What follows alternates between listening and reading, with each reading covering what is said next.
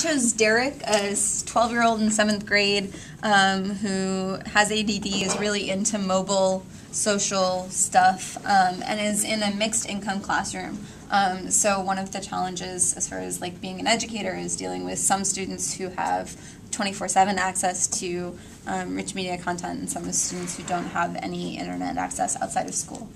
And we kind of started with we went in a lot of directions, but where they work, learn, we're thinking of classroom, how to deal with the classroom, how to deal with homework and being at home, learning in a computer lab, on a phone, in a library, but particularly classroom, home as like distinctions. And so we started out, I feel like, talking about some of the more like traditional environmental factors that might be useful for this kind of learner when determining teaching methods. So things like having structured organizational skills built into the way that the curriculum works, so like knowing where things are going to be, always having things in the same place, having a set format, say, for a binder or where you're going to put things like that, not just assuming that people will come up with that on their own. And is that to help, you mentioned, excuse me, Derek has ADD, is that to help him give some more structure to his learning process? Exactly. Okay.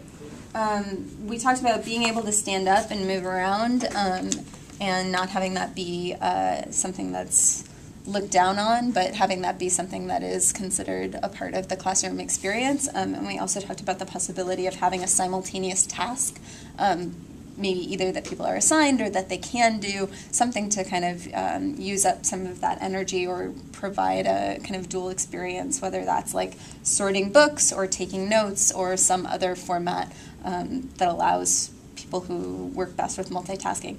And again, I feel like we kind of focused in this beginning part on a more traditional classroom, but I think a lot of this could be applied in an online or open context as well.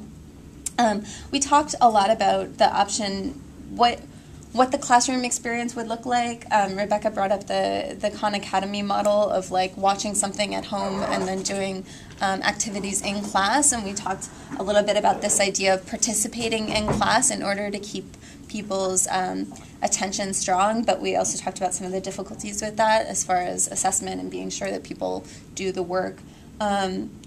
So as far as this multitasking theme, we also talked about the possibility of an online back channel, so being able to like post links or messages. We talked about some of the possible pitfalls of that it could go off the rails or that people could get distracted. And I think it was Rebecca mentioned that someone she knew did a thing where they were graded basically on their tweets so that they knew that they were keep paying attention but still had that option. We also just talked about discussion and learning by doing and creating as things that might really engage students. But still kind of wondering about this problem of assessment and making sure that people actually know what they're doing. Being okay with multitasking or having some sort of structured multitasking again, and scaffolding for having different kinds of activities, but then having scaffolding so that people know, again, so that there are some sort of standards and accountability.